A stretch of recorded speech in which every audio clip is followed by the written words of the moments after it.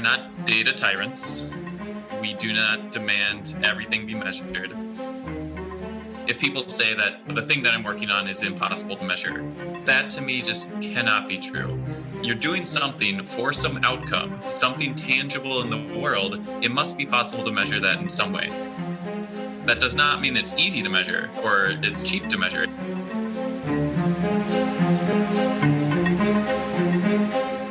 Hello, I'm Alex Bolfres. It's my pleasure to welcome you to fp21 Minutes, a podcast dedicated to evidence and integrity in foreign policy.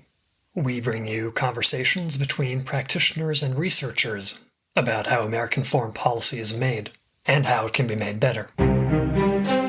This week, we continue with part 2 of the conversation between Thomas Scherer and Dan Spokojny about their article recently published by War on the Rocks under the title, Foreign Policy Should Be Evidence-Based. You'll find the link in the show notes. Their conversation starts with Dan reading a paragraph from the article, after which Thomas and Dan talk about whether the things we seek to achieve in American foreign policy can be measured in a meaningful way. The second part of their conversation is about the role of ethics in evidence-based foreign policy. After their conversation, I'll editorialize a little bit about the results of a survey about what the makers of American foreign policy find useful in academic scholarship, and what they emphatically do not. One of the biggest misconceptions about evidence-based foreign policy is that science should provide the quote-unquote right answers to the problems we face. It will not, it cannot. Anyone who tells you otherwise is trying to sell you something. Instead, the goal of evidence-based foreign policy is to continually strive for better informed answers. That's the point here, Thomas. What we're trying to ask of this process is that we continually learn. And we push ourselves to evaluate the quality of the data or the evidence, the reasoning behind the logic we used, and learn from it, and push ourselves to learn. Science is intended, it's built to be an additive process, an iterative process where you continually learn. That learning mechanism is often missing from the policy process. That brings me to my brief stint in government, where I was working in their learning and research office, where we have lots of lesson learned reports sitting on the shelf, but being able to pull in and organize that information when you need is a significant challenge. Another response that we got to our blog post. So to take a tweet, someone responded, "I think it's a mistake to think we have anything like accurate metrics on many of the issues we would expect these data-driven foreign service officers to make decisions about." So there's this question here about, sure, evidence is great, data is great, but the things that we're dealing with in the foreign policy community are very hard to measure, impossible to measure even. Dan, what would you say to that? Of course it's hard to measure, but what's the alternative? What's the status quo that we're measuring evidence or metrics against? Today, we're still using evidence, but we're just not talking about it as evidence, and we're not evaluating the quality of that evidence. We sneak the evidence into our arguments. We hide the evidence in order to make our claims that the United States should intervene here, or we should create a peace process here, or we need to lead with our military rather than our diplomacy here. We still are using claims within these mental models. It's really hard to get great metrics that are going to tell you what you need to know. That's always going to be true. Just because it's hard doesn't mean that there's a better alternative out there. If you think there's something magical, and perhaps there is, and there's really good research, which I've really tried to spend time on out there, about the magic of the human brain and of somebody's gut instincts. So perhaps the status quo is you just have to trust that our evidence-based processes can't compete with the human brain yet. You and I are not data tyrants. We do not demand everything be measured. If people say that the thing that I'm working on is impossible to measure, that to me just cannot be true.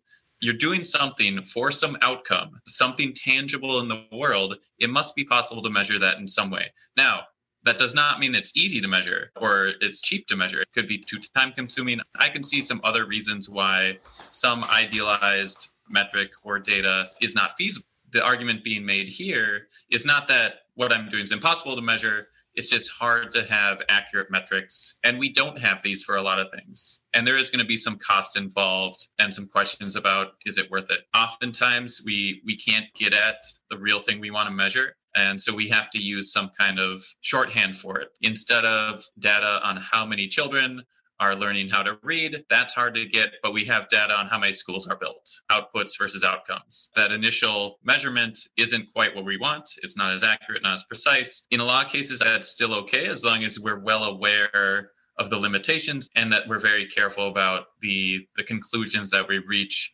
based on the data that is available. We in academia invest a great deal of time into trying to find good measures for things, are trained and discuss endlessly ways of finding reasonable measurements, whether they be quantified as data. People usually associate data with some kind of numbers, or it be more qualitative storytelling. There's so many different ways to try to understand the world around us. What we're calling for is that some more of that expertise should be brought into the bureaucracy. For many of these things, we might not have very accurate metrics now, but that's largely due to the culture and the processes that we're currently stuck in. We have a vision of a number of other changes that would lead to the available metrics expanding or being a bit larger. Is that your sense as well? That's such an important point, Thomas. If we don't have these metrics, which are really vital for foreign policy, then let's pay for them. Let's hire researchers, go out into the world and study violent deaths or attempts to pacify civil conflict or different tools that really work to expand access for American businesses. What really is the effect of sanctions versus naming and shaming? Let's go get that evidence. Let's set our mind to it as an institution and say, yeah, we don't have all the answers, but let's go get them. There's a bit of a chicken and egg here where there isn't a supply of data, so how can we have any demand for it? Once you build the demand through demanding more evidence in the decision-making process, that's going to lead to the creation of supply. When I talk with a lot of high-level policymakers, informally when I was working at the Department of State and now from the outside, I get a sense that there's some turfsmanship here. I'm the person in charge. I know what's best. And if you try to come at me with a different tool or a different method that could make me seem like an old-timer or anachronistic, that's a real threat to my job security. And I get that. It's incumbent upon us who are advocating for reform to argue convincingly to the power structure that these tools are going to help you. They're not going to threaten your ability to conduct politics. They're not going to threaten the primacy of those with the most experience to continue to lead our institutions. They're going to support our policymakers in achieving their objectives. The point of fp21 is not to overthrow the system, it's to make the system a little bit better. I feel like sometimes people we envision a world where you enter your data disk in a computer and it spits out the decision, and that there's going to be no place for domestic considerations or experience working in foreign policy or all these other factors. And that is not at all what we're advocating for, that lovely dystopian world. Yes, political considerations will still be a factor, and we still want foreign policy decision makers with a lot of experience to draw upon and to use that to also evaluate and weigh the evidence that should hopefully in our world being brought to them. We see this in some of the feedback we received. People talk about not just the politics that can't be pulled out of policymaking, but also the ethical considerations, the identity considerations, the emotional considerations, the contextual considerations. Evidence can't distinguish right from wrong. Therefore, we should not have an evidence-based foreign policy. Is that right? Evidence is not going to tell you what's right or wrong. If you set good goals, evidence will help you achieve that. If you set bad goals, evidence will help you achieve that.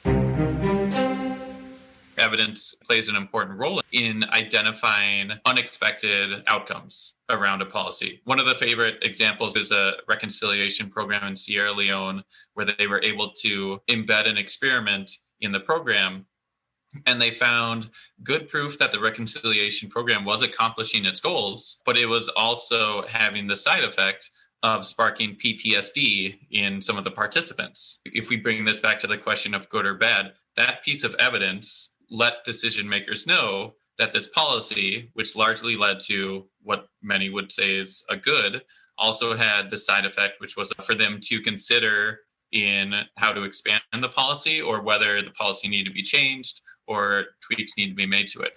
There is a role in evidence here to help understand outcomes, which then the decision maker can judge as good as bad and decide how to move forward on. People are right to distrust new ideas like this. They're right to take these ideas to a logical extreme sometimes and say, okay, if you start trying to quantify everything around me in diplomacy, what's next? Are you going to take away my ability to judge right from wrong? I don't think that point is lost on either of us, but that's just not what we're arguing for, that there needs to be a healthy balance between what do we really think works and what are we really observing is happening as a result of our policy interventions. And what does that information do for our very human judgments of right and wrong and the trade-offs that we have to make?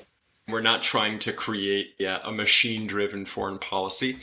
My guess is a lot of the policies that people see as having the worst outcomes are a result of a lack of evidence or a lack of knowledge about what an outcome of a policy would be. Within the research community, there's this mechanism for making sure that things are done in an ethical way with some guidance from the US government, specifically Health and Human Services. And with this guidance, some group of your peers looks at every research program to decide if it's ethical. The Institutional Review Board process, or IRB, was also part of my past work in government of being the IRB enforcer. It made me a friend to nobody. Even within that framework, I was sometimes alarmed at the projects that didn't need any kind of ethical review and would push coworkers that even if a project doesn't follow this threshold of you have to follow all these rules, you should still think hard about the ethics and write out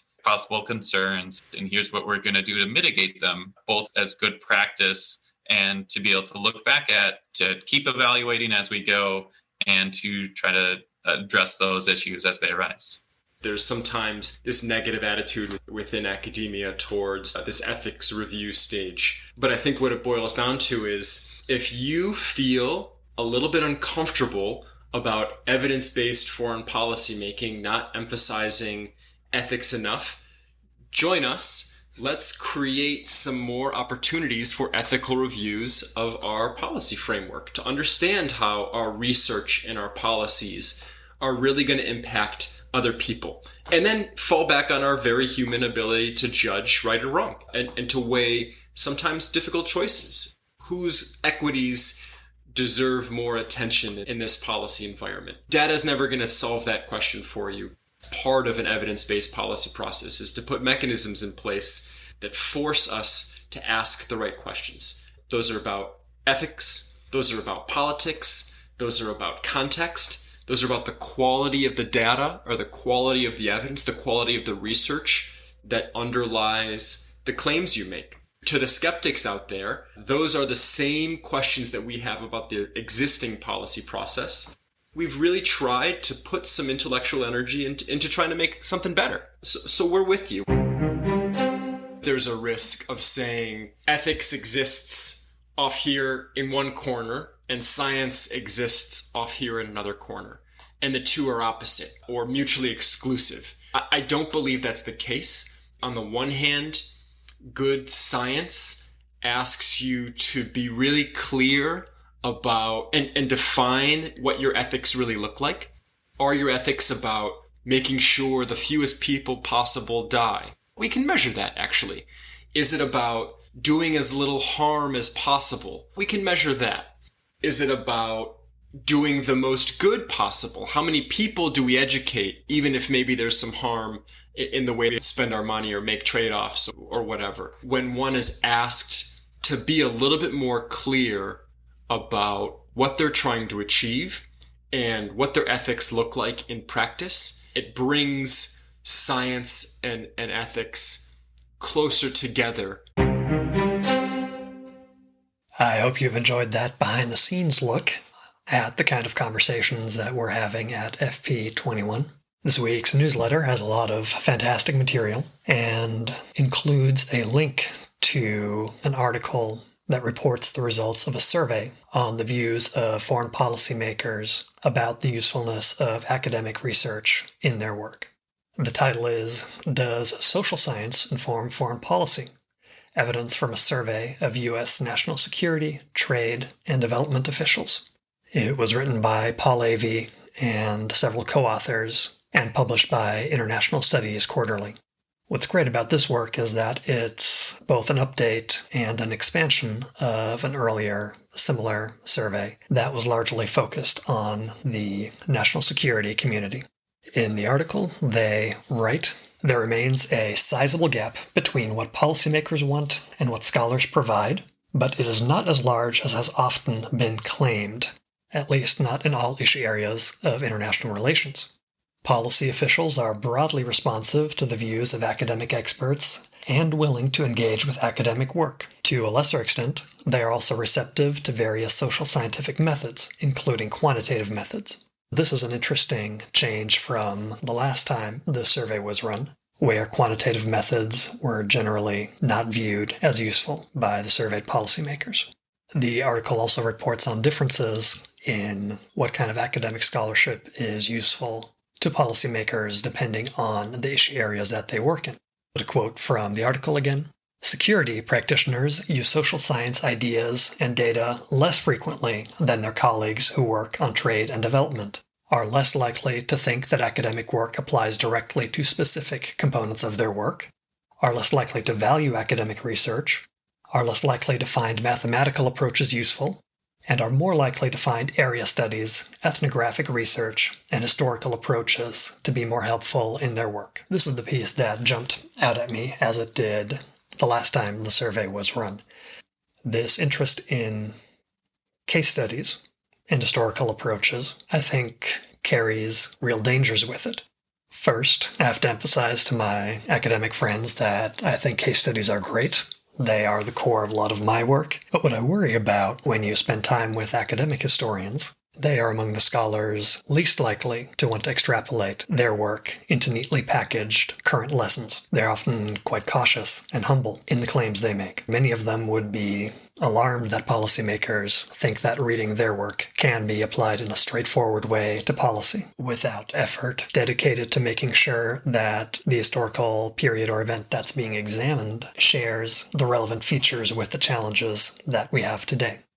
In some of the less approachable work in political science, that is exactly the problem that people are trying to solve. What are some of the generalizable, universal features about international politics that we think we can show persist in similar form across space and time? It's entirely possible that the respondents to the surveys weren't really thinking of those cautious and responsible academic historians, but rather writers of popular history, who often already have an eye on the contemporary events they want to illuminate with their reading of history. That's all fine and good, and I'm waiting for the next Robert Caro book on Johnson just as much as everyone else is. But that doesn't mean that the key to presidential success is to be found in close personal relationships with the Senate. What makes a story about the past compelling and interesting is exactly its ability to hijack our emotions and psychology, our mental desires for certainty, our judgment about right and wrong.